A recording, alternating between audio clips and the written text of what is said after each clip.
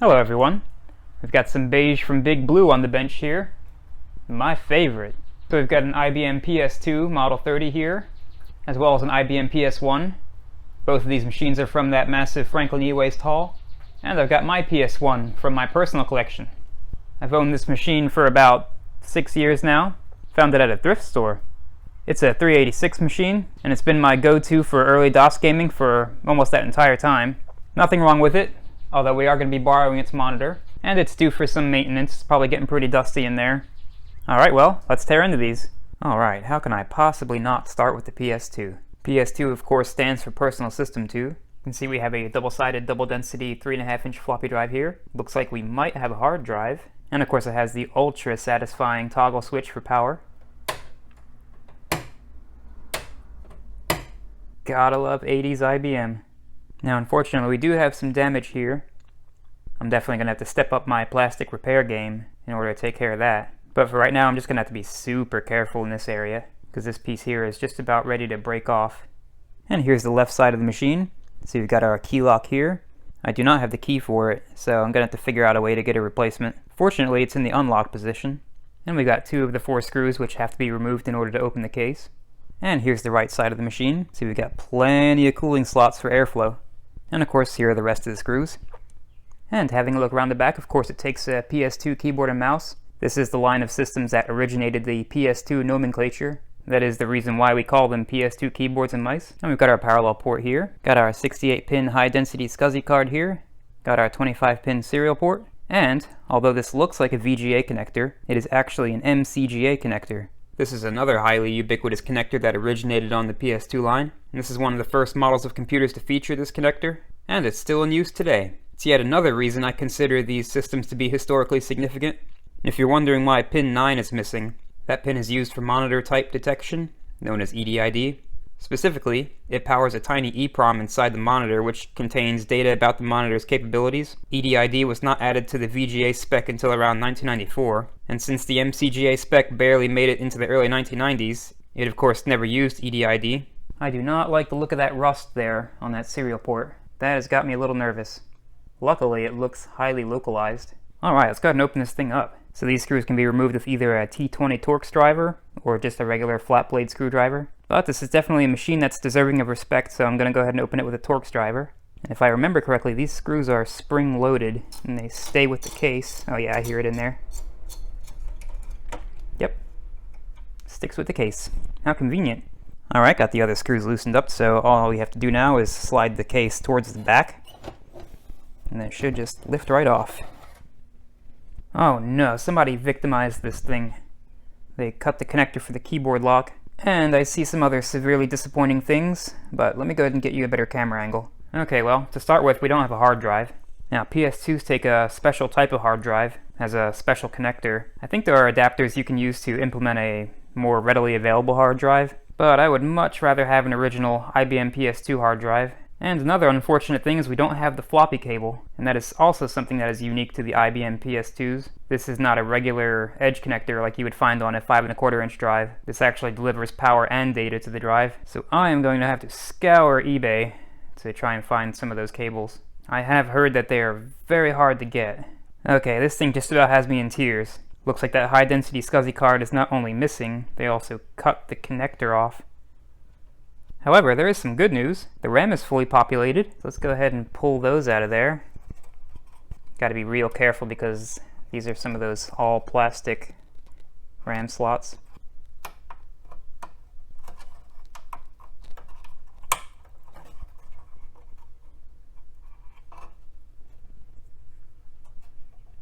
Alright, that module looks like it's in good condition. Let's go ahead and put that to the side. And let's take a look at the other one.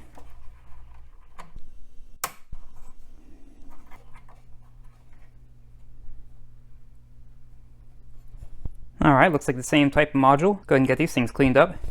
Now, I do want to remove the motherboard in order to do a thorough inspection of it. There are, however, some risks involved in that, because this plastic is pretty brittle. And before we can remove the motherboard, we have to remove this entire drive cage, which means I have to get that floppy drive faceplate off, and I've got to get it off in one piece. Because all the drives on the PS2 have a little sled system there, to where you can slide the drives in and out through the front. So, being just as careful as humanly possible, I'm going to go ahead and try to push down on those plastic clips. If you hear me scream, it's because one of these clips broke.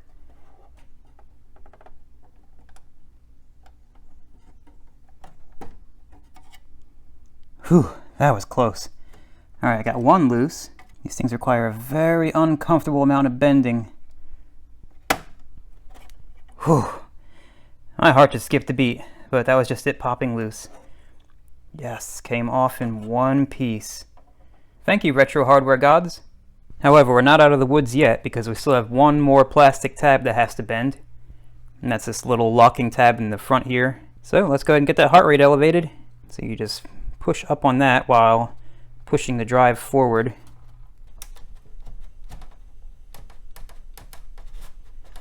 Oh, there it goes.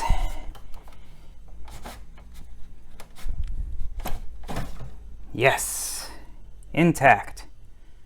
And I am going to have to remove the hard drive cover because it interferes with the removal of the drive cage. But fortunately I can get 2 fingers on those clips now. I don't have to brutally apply force with a screwdriver. So I can be far more controlled in bending them. And there we go. And unfortunately it looks like we have a little bit more damage around where that plastic is broken. One of the little attachment points for the faceplate is broken off in there. And the drive cage is part of the faceplate, so the entire faceplate has to come off. And that is going to be very nerve-wracking. Alright, now we take our IBM approved 4.5mm hex head socket. Get that screw out of there. Now the only thing still holding the faceplate on are these little plastic clips. And they have 4 little fingers that all have to be squeezed together simultaneously in order to release. So I'm just going to go ahead and use this 1/4" air tool fitting. That should be small enough and round enough to compress all 4 fingers at once. So let's see. Actually, this one only has 3 fingers because it looks like one broke off. But came loose. Now I'll do that lower one. And I'll just work my way up the case. Alright, that's working. Sure hope there aren't any underneath that drive cage. Feels like there is. Okay, yeah, there's a plastic clip below this drive cage. So, I'm gonna have to remove the power supply first. Now let's go ahead and remove this little stiffener bracket on the ISA riser.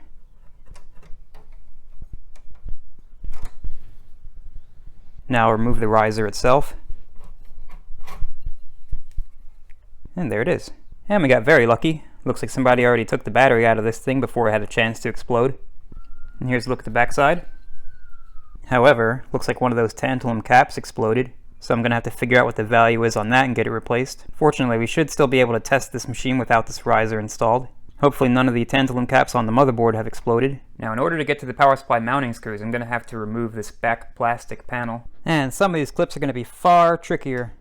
There's no way I'm getting the air hose fitting on that. So I'm just going to have to ever so carefully get at it with a screwdriver. Just apply some back pressure. It's kind of like picking a lock. Got to find which one's binding. Little click on 1. 2 is binding. There we go. And finally, got to do the whole lock picking thing again. Let's see if I can do it left-handed. Whew! Was not expecting that. And it is nothing short of a miracle that not a single one of those clips or their little fingers broke. Let's see if we can keep up that luck. Now let's go ahead and disconnect the linkage for the power switch. So close. Get out of there.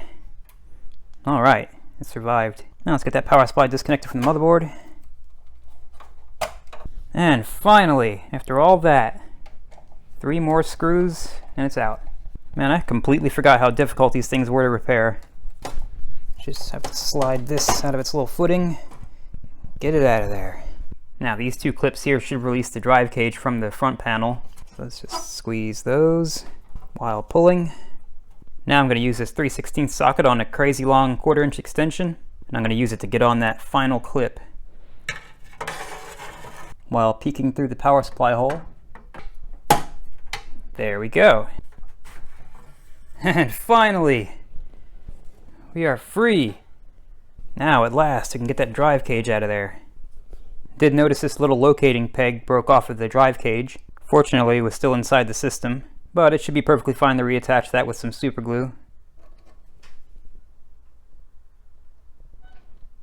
And just wipe up the excess here. Now let's get these I/O shields out of here because I'm pretty sure they're going to get on my nerves. That is just a sad sight to see. Luckily, it looks like we might be able to crimp a new cable onto that. Alright, got all those screws removed, so let's see what kind of weird geometry we have to do to get this thing out of here.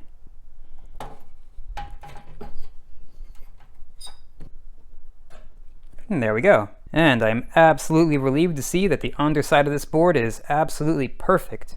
No corrosion whatsoever. So that little bit of rust on the serial port was just there to terrify me. And there's our CPU. The Intel 8086. Now let's go ahead and turn our attention to that power supply. Now this is one instance where I do not want a smoke show. So I'm going to start by taking this thing completely apart and inspecting the circuits.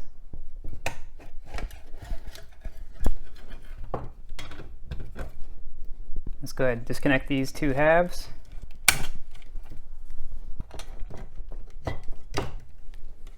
Now, a word of caution about working inside power supplies. Even if they've been powered off and unplugged for a while, these giant capacitors here can still store enough charge to absolutely ruin your day. So, it goes without saying, don't go poking around inside power supplies unless you know exactly what you're doing. Alright, let's go ahead and lift one end of that fuse up out of circuit. And give it a test. Alright, fuse is good. Fan bearing doesn't feel the greatest, but should be good enough. And I'm obviously the first person to ever take apart this power supply. See, the screws still have the anti-vibration adhesive on them. Well, that's about to be no more. Alright, nothing wicked on the underside of that board. Just looks like we have some old solder flux here. Let's check out the other one. And the underside of that board looks good too. Alright, so now I feel a lot more comfortable with giving this thing some power. Okay, even though this power supply doesn't have any Molex connectors, we still have a way to torture the sacrificial hard drives. I've got voltmeters monitoring the 12 and 5 volt rails. So, let's see.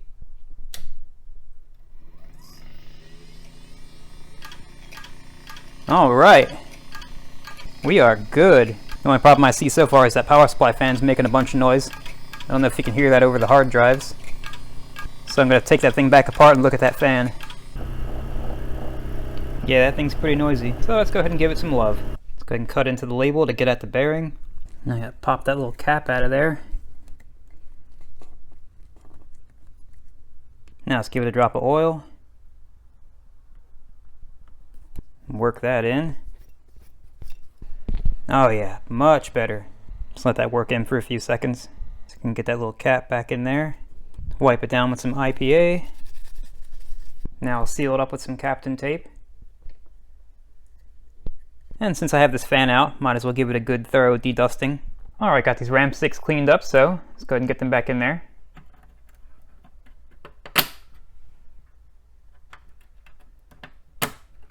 Now this motherboard actually has some onboard RAM, but I want more. Alright, let's see what some IPA can do for that rusty serial port. Well, it's a little bit better. I might just have to put a teeny tiny little bit of navel jelly in there to get rid of the rest.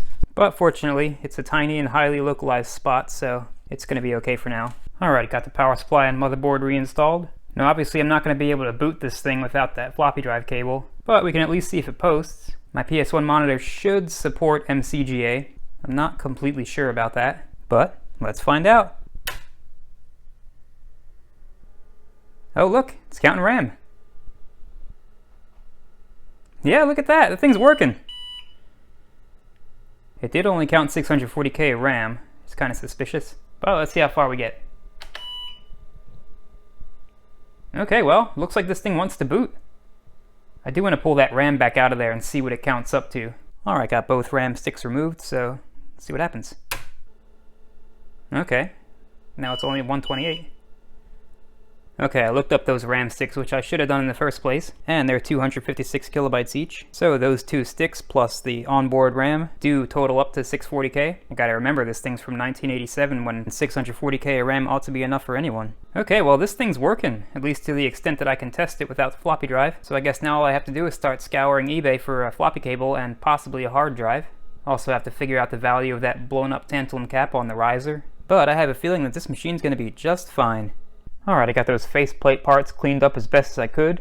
None of those stickers survived the cleaning process, and unfortunately, that little 3M sticker left a bit of a shadow on that floppy drive cover, so I might just have to live with that. Even IPA is not taking it off. Okay, now for the hard part, getting these things back on without breakage. Alright, let's see if I can get this thing back in there without having heart failure.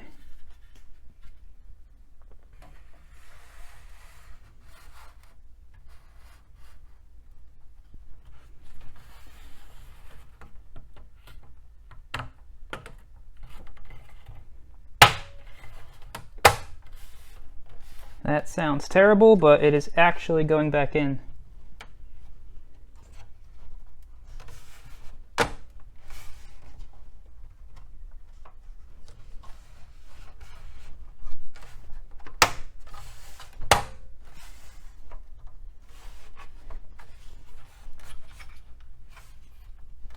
Alright, that worked. Let's see if I have that kind of luck with the back panel.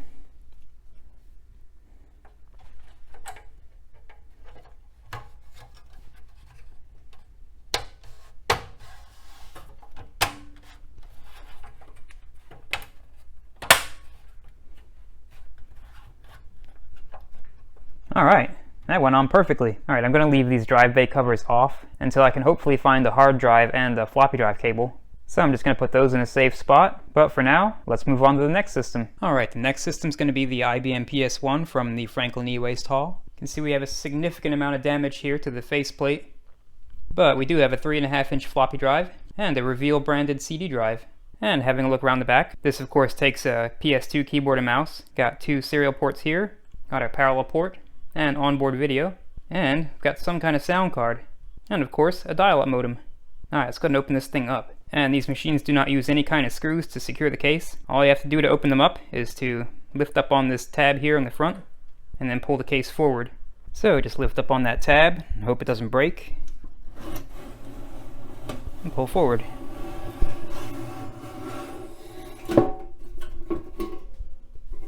And oh man, this thing's got some goodies. See, we've got a manufacture date of September 1994 on that CD-ROM drive, and I am dying to know what kind of sound card that is, so I'm going to go ahead and get this dial-up modem out of the way. And it is a Reveal SC400. Very nice. So that's the matching sound card for that CD drive. I'm not sure, but that thing might have an OPL chip on it. Let's go ahead and get that out of there and get a closer look at it.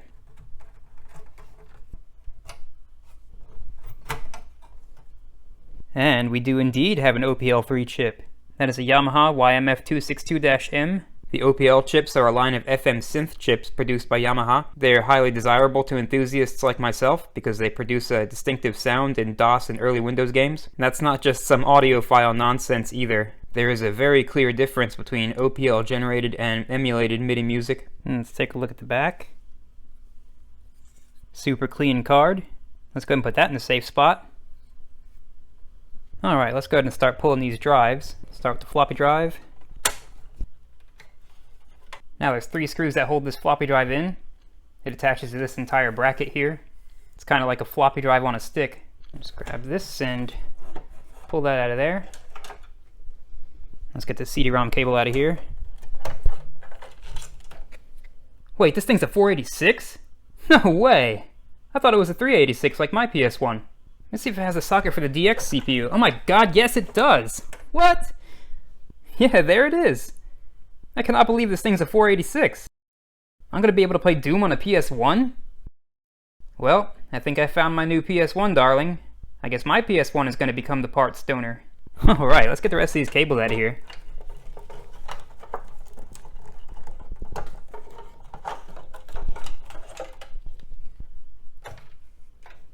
Let's get this power supply disconnected from everything. And looks like we have a hard drive down there. Let's get that disconnected. Let's get that CD drive out of there. And look at that, it has the original IBM hard drive. 133 megabytes. I'm actually just going to leave that in there. Alright, let's get a look at that RAM.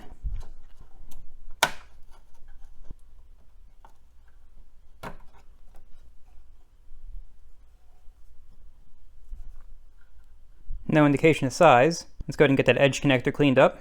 And here's a good look at the BIOS and the graphics chip. I cannot believe this thing's a 486.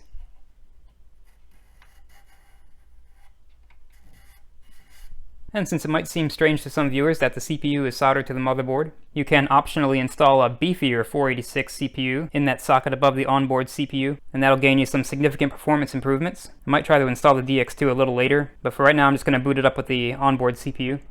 Alright, let's get that riser out of there.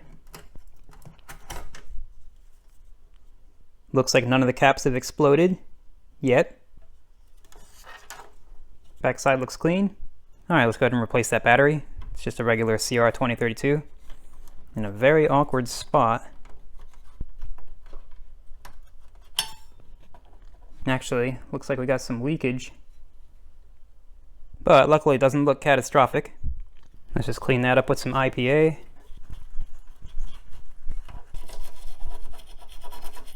Alright, we're all dried up, so let's get a new battery in there. Alright, let's give that power supply a test. Now, unlike my PS1, this power supply actually takes its power on signal from the motherboard, so I'm going to have to leave this signal wire connected. I don't think any voltage goes through there, but let's just keep our fingers crossed, because this is definitely a non-standard power supply and I cannot find the pin out.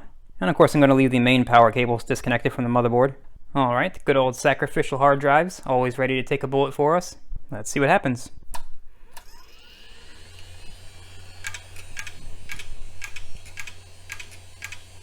Alright, voltages look somewhat reasonable. Just going to let that run for as long as these hard drives can take it. Alright, I've had these things clicking away for about 5 minutes now. I think that power supply is trustworthy enough. I don't really have much of a choice because I'm pretty sure this is a special PS1 only power supply. And yeah, I checked. This thing will not take a standard AT power supply connector. Those are keyed differently. So, this power supply is all we got. Let's see what happens.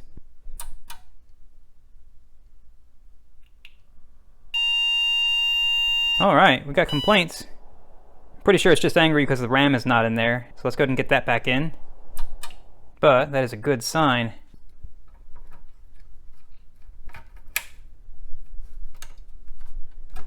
Alright, once again.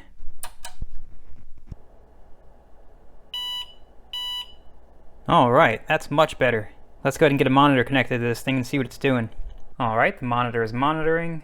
Power on. Oh, I got a cursor. And all kinds of complaints. Okay, it's weird that it's still complaining about the CMOS battery. Maybe those connectors are still kind of dirty. But this thing's working. Alright, let me take a look at that battery socket again, and then I'm going to get everything that this thing needs connected. It's looking good so far. Alright, I got all drives reconnected. Got that sound card back in there. Also gave that battery socket a good thorough cleaning with a scratch pen and some deoxit. Got a keyboard connected, so let's see what this thing does. Okay, well that hard drive did spin up. I didn't hear any heads move. It's still complaining about the CMOS battery. Okay, let's just continue for now. Oh, it's booting! That hard drive works! Let's see what this thing has on here. Apparently nothing. What version of DOS is this even? 6.22. Let's see what's in the DOS directory. Okay, lots of DOS stuff. I thought for sure we would find some games on here. It has a Windows directory. Does it have Windows? No. Let's see what is in there. Nothing, apparently. This thing's pretty blank. Let's see if we at least have scan disk on here. Alright, let's go ahead and check this hard drive out.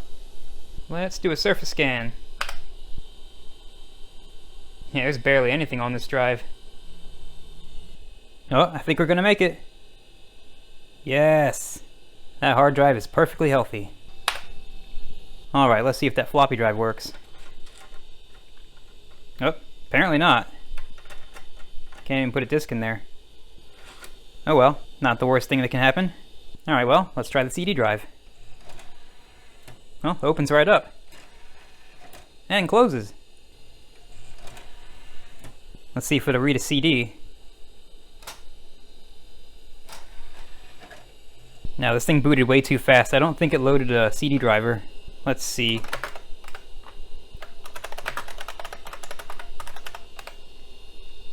Yeah, no CD driver in there. Pretty sure it's not in config.sys either. Nope. Okay, I'm gonna have to swap in a working floppy drive and get my DOS boot disk in here.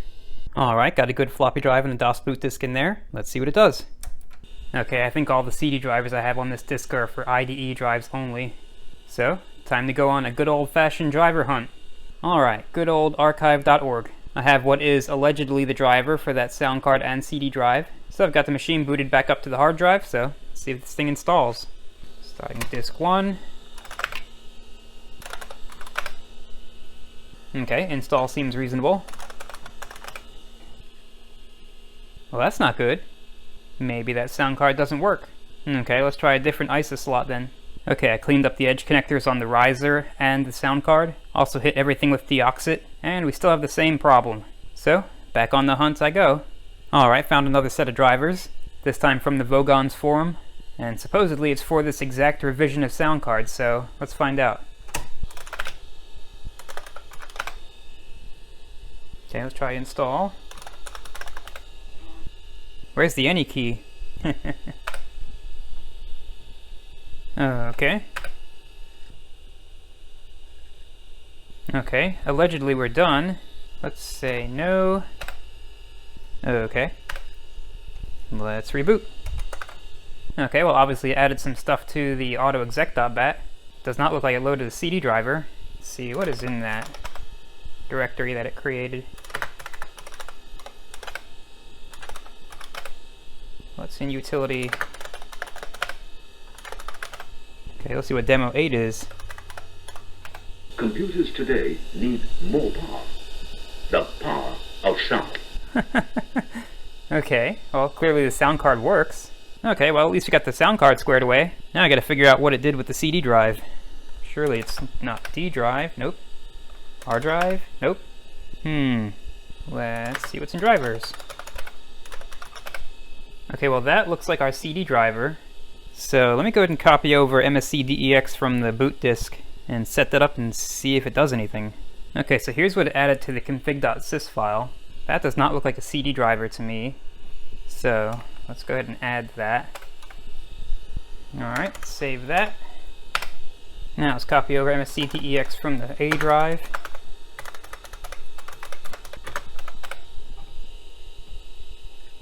And we'll add that to the autoexec.bat.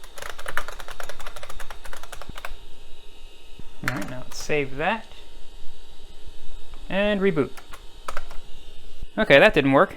Okay, I've got another potential candidate for the CD-ROM driver, also from the Vogons forum, so let's see. Let's install. Okay, this looks promising,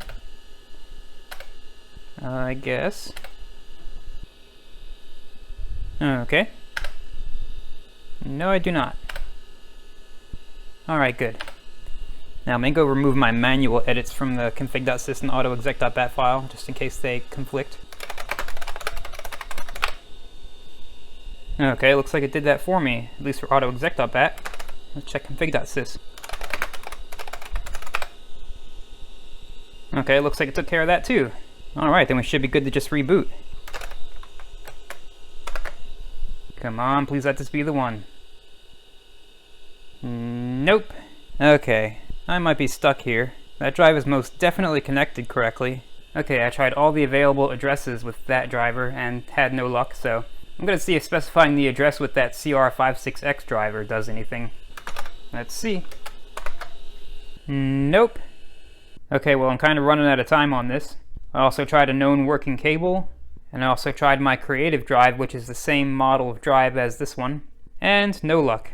So if you have any idea what I should try next, please let me know in the comments. But for now, I'm putting in a Tappy CD-ROM drive in this thing. And we are most definitely connected correctly. That is the pin header for the Panasonic drives, and I verified that pin 1 lines up with the red marking on the cable, on both the sound card and the drive sides. Oh well. Give me my disc back. And here's a good shot of the label on that drive. Alright, I changed over the jumper settings to IDE mode on that sound card. So we're going to see if it works with an IDE CD-ROM drive. And yep, sure does. Let's make sure it actually reads.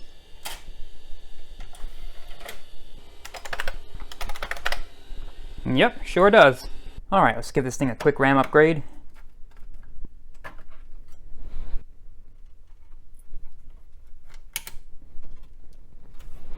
You already know where I'm going with this.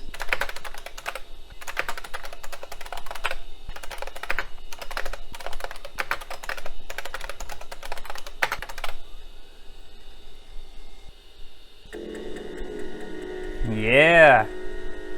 Do music on a real OPL3.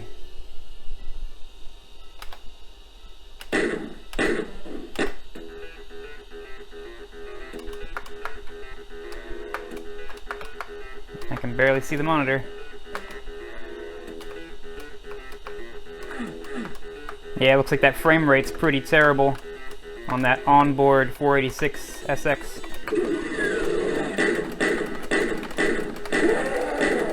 Barely playable. Alright, let's see what we can do about that CPU.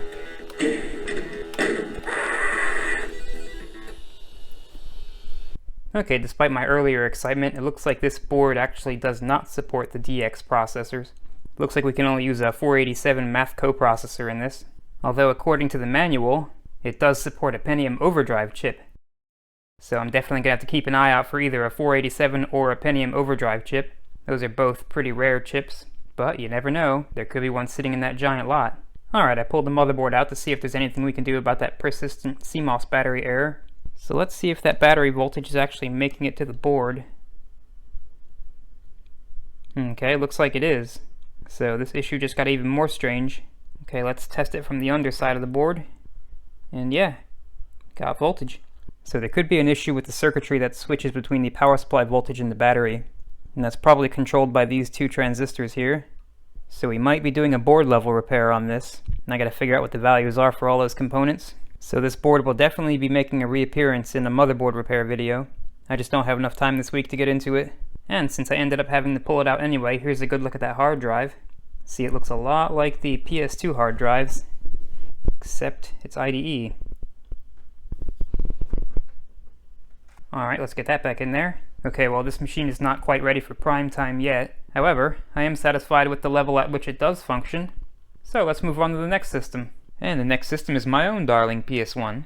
Nothing wrong with this machine at all, but it is due for some maintenance, and I figured I'd give you a tour of one of my personal systems, since I've owned it for so long. You can see it has the original IBM 5¼ inch drive, and it's got the push button opening and closing mechanism. Let me show you how that works.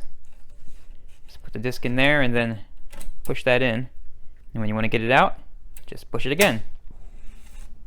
And the 3.5 inch floppy drive is obviously not original, but it is delightfully noisy. That thing makes some of the best 3.5 inch floppy drive sounds I've ever heard. And yes, that is a factor I consider when selecting drives.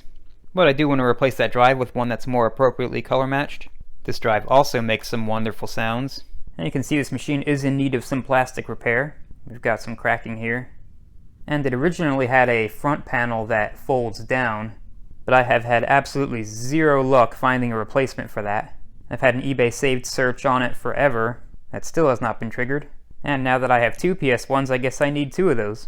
And here's a look at the back of the system. You can see it's very similar to the system we just looked at. I did add a Sound Blaster AWE64, and that's actually from a video I did several weeks ago on some systems I found in the garbage. And of course, this machine opens up exactly the same way as the last system. Just lift up on the tab and pull forward.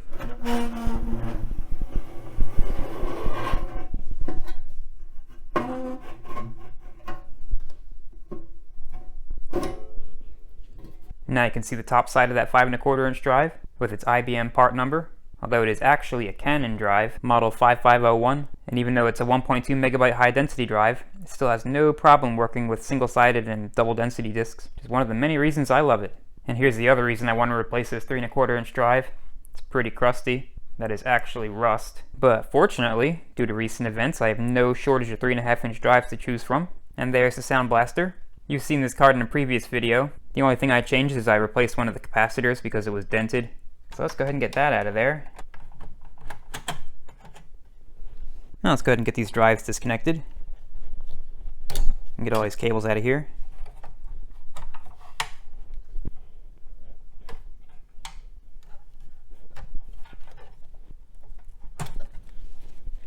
Let's go ahead and pull out that floppy drive on a stick. Let's get that hard drive disconnected.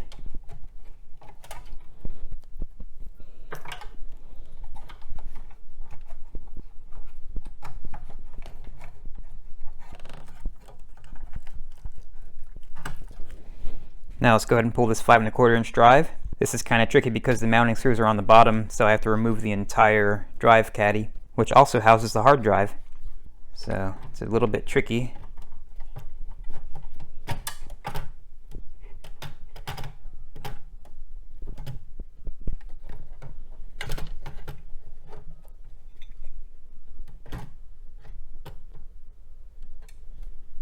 And here's what that assembly looks like. And here's the underside of that 5 1/4 inch drive. I just think this thing looks so cool. Very simple in its design. And here's a look at the hard drive. And even though this is a Maxtor drive, it is original to the system. See, it has an IBM part number and has a capacity of a whopping 129 megabytes. It is of course an IDE drive. Here's a look at the logic board, and this drive makes some wonderful sounds. I absolutely love it. And here's a good look at the motherboard. Let me just go ahead and pull that riser out of there. Haven't had any problems with any of these capacitors so far. And here's a look at the back. And there's our Intel 386 CPU. And I am only using the onboard RAM. I'm going to be rooting through that lot to find some compatible RAM for this thing. And I do not have the 387 math coprocessor. And here's a good look at the BIOS. Here's a good look at the graphics chip. And there's nothing wrong with this motherboard at all, but I do want to pull it out of here because it is due for a dedusting. Let's just get this power supply disconnected. Won't be testing this power supply because I know it's good. Let's go ahead and disconnect the hard drive and power LEDs. Alright, got all the screws removed, so all you gotta do is pull it out of its little locating peg there and pull it out. Here's a good look at the back side of the board. I don't know why, but I find IBM motherboards to be exceptionally satisfying looking. Alright, I'm just going to go ahead and knock this dust off with an anti-static brush. Alright, that looks much better. Now I'll go ahead and do the same thing for the inside of the case. Now this tubing on the outside of the power switch wiring is getting pretty sticky, as they tend to do with age. It could probably stand to be replaced, but for right now I'm just going to clean it up with some IPA. There, that's much better. And I also went ahead and dedusted the power supply and its fan. That thing was filthy. And no trouble out of this fan bearing at all. Most of the time on these pizza box style cases, the power supply fan is the only source of airflow. Let's just clean up the edge connector on that riser, just using some IPA. Alright, fresh and clean. Let's get this thing put back together. Alright, let's boot this thing up.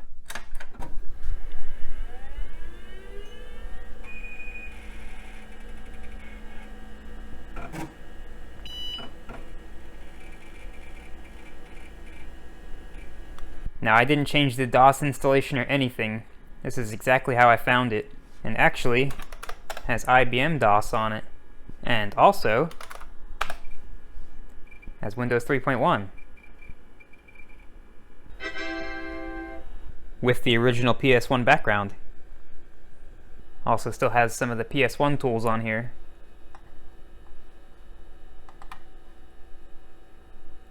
This machine is definitely a survivor.